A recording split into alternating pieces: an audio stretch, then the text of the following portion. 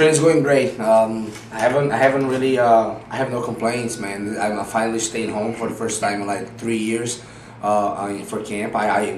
It's kind of weird because I built the best talent pool, in my personal opinion, of a group of fighters that can get somebody ready for training camp. But I always had the dilemma, or don't train or you teach. You know, you can be the sensei and be training for a fight. But I found a good balance. I have a great partner in Dave Mulliken and Jeremiah as an assistant, and they organize everything. My students are all jumping on the boat about kind of giving me my personal space. So my coaches came to me this time. I'm sleeping on my own bed. I make my own schedule, and I'm super healthy, super ready, and super excited to fight a real fighter, a guy that's not gonna run away from me, a guy that was brought up fighting. I like to fight the real fighters. There's very few left in the sport today. And KJ is definitely one of them.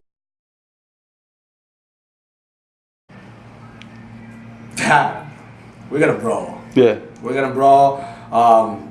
He's got outstanding footwork and boxing skills. You know, like I said, I'm excited.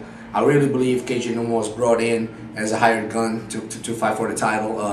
We have a great champion in Gilbert Melendez, and he showed interest in fighting KJ. I think he's one of the, if not the most talented guys, you know, also in the light division.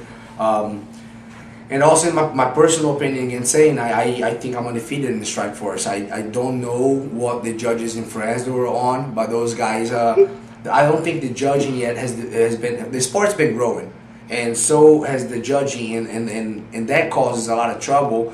And how bad a year was last year, and this year has been with bad decisions. So, you know, Dana White says himself, they'll never leave in the hand of the judges, but we train hard. We don't plan on leaving in the hand of the judges. Nobody wants to go 3-5-minute rounds full go. But the guys, if the guy is well prepared and you're well prepared, sometimes you have no choice to go to a decision and get ready to be disappointed. I think that the Fresno judges were biased, and absolutely biased. And I don't want to say corrupt, because I don't really want to push the buttons here, but I don't agree with that decision whatsoever. I really think I beat Billy, and I'm the #1 contender along with KJ Nunez.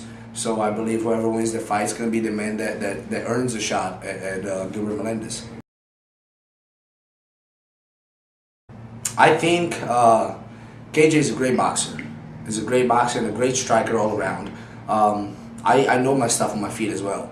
You know, neither of us plan to wrestle. We're not gonna be wrestling, taking shots at each other, and it's just gonna be. It's not about posing problems. It's gonna be who wants it more that day. It's gonna be all about that. Who wants that win? Who wants to fight for the title? Who wants it more? Who's gonna steal the fight from the other? Who's gonna crush each other's soul? You know, in there. Who's gonna beat the fight out of the fighter that night? KJ doesn't quit. You know, I obviously don't quit. It's gonna be who shows up the day of the fight with that attitude, and who's gonna fight hardest and really want more, and is gonna win the fight that night. I don't look any fight as a must-win. If you look at that way, you put more pressure on yourself. I don't need to win the fight. I don't need to do anything. I have a great life. I have a school that's over capacity. I have 13 affiliates. I have a great lifestyle. I want to win more than anything. You know, if you say I need to win, you put more pressure on yourself. I don't need to do anything. I need to show up. I need to make weight, and that's all I need to do. You know, I want to win this fight more than any fight ever before. Yes. Am I more focused for this fight and dedicated than any fight in my life before? Yes. Am I in a better place mentally and physically than any fight I've ever fought before in my life? Yes. Do I want this really bad? Yes. I want KJ to come prepared and ready, because I'll be 100%. I seize the day, man. My motto is always, you know, I seize the day. I live for today. If you do the best you can today, you know, tomorrow takes care of itself. I don't think past tomorrow. I just try to do my best session, my best training, be the best coach and the best person I can today. So I definitely don't sit around and think about what's going to happen after KJ Nunez. My goal and my thoughts are always in 100% tunnel vision on August 21st and in KJ Nunez. After that is over, I'll sit down and you can ask me the question again, and I can give you an honest answer.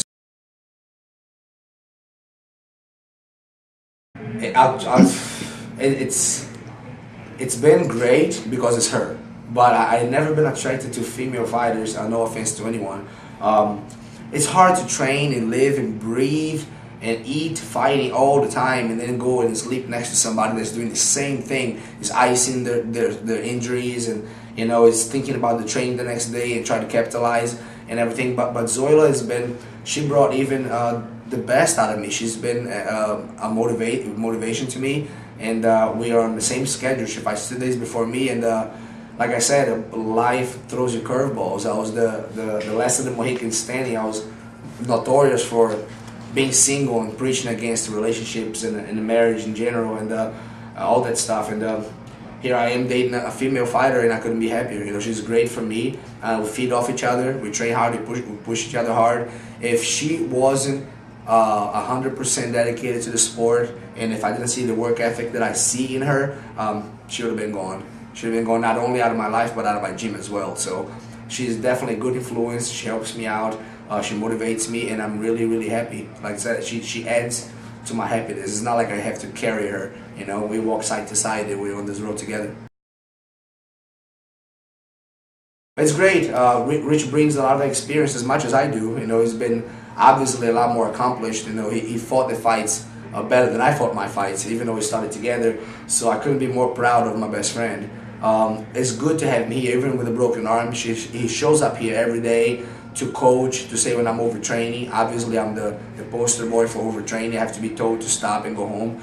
And Rich is there for me mainly for that, to coach me when the training is intense and hard, and to tell me enough, go home, George, you did good, you did bad, or let's work on this. So not only, I don't use usually his body, his physical, working with him so much because he's bigger, he's not the same size, but he's always in my ear, he's always cornering me, telling me stuff that I'll tell him. So we know each other very well. It's been 11 years we've been best friends. So it's great to have him around all the time to coach. Marcus Davis here also, and the best asset that I actually brought into this camp, honestly, is my student, my very first student turned coach, John Stutzman.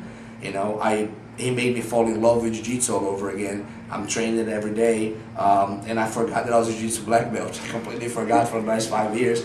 I'm like, I forgot how good I was at that stuff, man, and it's kind of clicking again, and everything's coming together, and I finally have my own George. I never had. Everybody has their George to coach him and tell him what to do, and now I have my student that knows exactly how I roll, knows exactly how I perform, and knows exactly what to tell me to make me perform the way I should and fight the way I should, not fight the way I want to fight. And John's been an angel. He's been my brother. He's been a family member. He's been my first student. Maybe everybody knows Dustin Hazlett as a black belt, myself, and I got other great black belts. But John Stutzman's always flying under the radar, and he's by far my most technical and best black belt I've ever produced.